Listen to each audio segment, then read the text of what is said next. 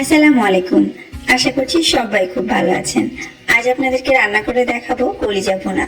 খুবই সহজ আর সাধারণ একটা রান্না, তবে আজকের রান্নাটা একদম নিজস্ব স্টাইলে করছি।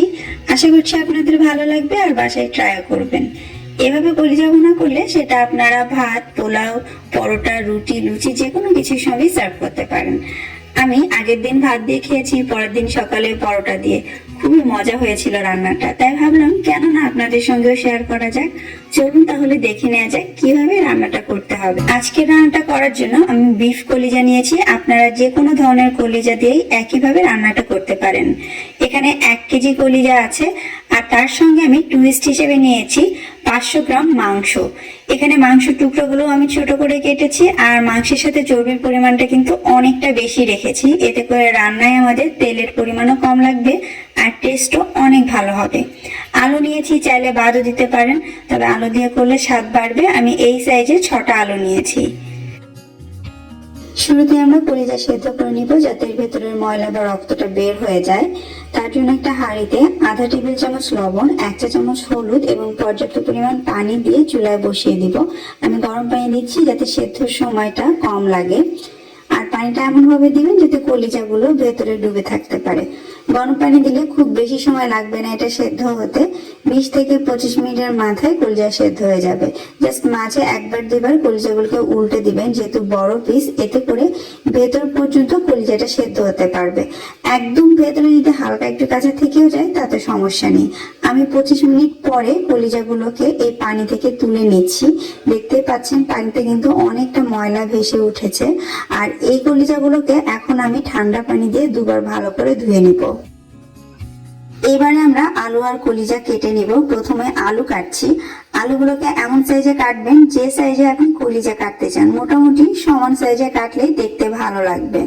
6টা আলু আমি এভাবে টুকরো করে কেটে নিয়েছি। এবারে কলিজাগুলোকেও একইভাবে কেটে নিচ্ছি। খুব বেশি বড় টুকরো করব না, মোটামুটি পাতলা ছোট করে কাটছি। তবে কোনো সমস্যা নেই যদি আপনি চান বড় টুকরো করে কলিজাগুলোকে রান্না করতে। আর কলিজার সাইডে যে একটা পাতলা পর্দার মতো থাকে, চাইলে সেটাকে এভাবে টেনে খুলে বাদ দিতে পারেন। এভাবে সবটুকুন কলিজা আমি টুকরো করে কেটে নিব। আপনি চাইলে আগে থেকে সেদ্ধ কলিজা এভাবে টুকরো করে কেটে ডিপ ফ্রিজে রেখে দিতে পারেন, পরে যে কোনো সময় বের করে রান্না করে নিলেই হবে। এবারে চলে এলাম মূল রান্নায়। মিডিয়াম হাই আছে একটা গরম প্যানে 4 টেবিল চামচ তেল দিয়ে দিলাম। তার মধ্যে ফোড়নের জন্য তেজপাতা, দারচিনি, এলাচ আর কয়েকটা লবঙ্গ দিয়ে নিলাম। এবারে এতে 1 কাপ দিয়ে দিচ্ছি মিহি কুচি করা পেঁয়াজ। পেঁয়াজগুলোকে হালকা করে একটু ভেজে নিব, খুব বেশি ভাজতে হবে না। যখন পেঁয়াজগুলো একটু নরম হয়ে আসবে তখন এর মধ্যে 1 টেবিল চামচ দিয়ে দিচ্ছি লবণ, 1.5 টেবিল চামচ আদা বাটা এবং 1 টেবিল চামচ দিচ্ছি রসুন বাটা। আবারও সবকিছু একসঙ্গে মিনিট 2 মতো একটুখানি কষিয়ে নিব। তারপর এর মধ্যে সেই ছোট টুকরো করে কাটা চর্বি সমেত মাংসটা দিয়ে 3-4 মিনিট ধরে একটু ভেজে নিব। এতে করে মাংসের কাঁচা গন্ধটাও বেশ দ্রুত চলে যাবে, সেই সঙ্গে চর্বি থেকে কিছুটা তেলও রিলিজ হবে। আর এই কারণে আমাদের রান্নায় খুব বেশি তেলের দরকার হবে না। মাংসগুলোর কালার যখন চেঞ্জ হয়ে যাবে তখন এর মধ্যে ঝালের জন্য 2 টেবিল চামচ দিয়ে দিচ্ছি মরিচ গুঁড়ো, আধা টেবিল চামচ দিচ্ছি হলুদ গুঁড়ো, 1 চা চামচ দিচ্ছি ধনিয়ার গুঁড়ো, 2 চা চামচ জিরার গুঁড়ো এবং 1/4 চা চামচ দিব গরম মশলার গুঁড়ো। যে কোনো গরম মশলা এখানে ব্যবহার করা যাবে। তারপর আবারও সবকিছু কষিয়ে নিব 2 থেকে 3 মিনিট ধরে। যখন দেখবেন এটা বেশ আঠালো হয়ে নিচটা একটু ধরা ধরা হয়ে আসতে চাইছে, সেই পর্যায়ে পানি দিতে হবে। আমি আধা কাপ পানি দিলাম, খুব বেশি দিব না, কারণ মাংসগুলো ছোট টুকরো করে কাটা আছে এমনিতেই। আর মাংসের ভেতর থেকে বের হওয়া পানিতে আমি এটাকে সেদ্ধ করব।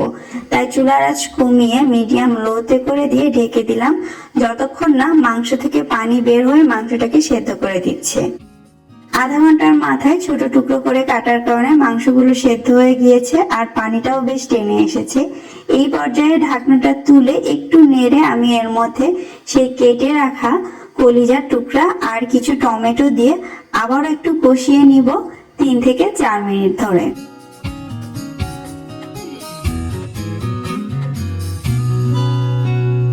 তারপরে এর মধ্যে আমরা আলুগুলোকে দিয়ে দিব এবং একসাথে আবারও একটু মিশিয়ে নিব। এবার আর বেশিক্ষণ কষাতে হবে না। মিশে যাওয়ার পর তারপর এর মধ্যে আলুগুলোকে সেদ্ধ করার জন্য পানি দিতে হবে। আমি 1 কাপ পানি দিচ্ছি, যেহেতু আমাদের মাংসও সেদ্ধ হয়ে গিয়েছে আর কলিজা তো আগে থেকেই সেদ্ধ করা, তারপর কষানো হয়েছে, তো এমনটা পানি দিবেন যাতে আলুগুলোও সেদ্ধ হয় আবার একটা গা মাখা মাখা ঝোল থাকে। তবে আপনি যদি বেশি ঝোল করতে চান সেক্ষেত্রে পানি বেশি দিতে পারেন।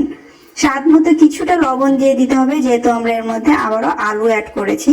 তারপর ঢাকনা দিয়ে ঢেকে লো আঁচে আমরা এটাকে আরো 15 থেকে 20 মিনিট একটু রান্না করে নিব। 15 মিনিট পরে ঢাকনাটা তুলে আমি একটু নেড়ে চেড়ে দিচ্ছি। আমাদের আলু সেদ্ধ হয়ে গিয়েছে, মাংস আরো নরম হয়েছে আর কলিজার ভেতরেও মশলাটা ভালো মতো ঢুকে গিয়েছে। এইবারে আমরা এতে বাগার দিব এই স্বাদটাকে আরো বাড়াতে। এই জন্য এটাকে এভাবেই চুলায় রেখে পাশে আর একটা চুলায় আমি বাগারটা রেডি করে নিচ্ছি। এই জন্য আমি আবারও 4 টেবিল চামচ সরিষার তেল নিলাম, তাতে 1/4 চা চামচ দিয়ে দিচ্ছি জিরা।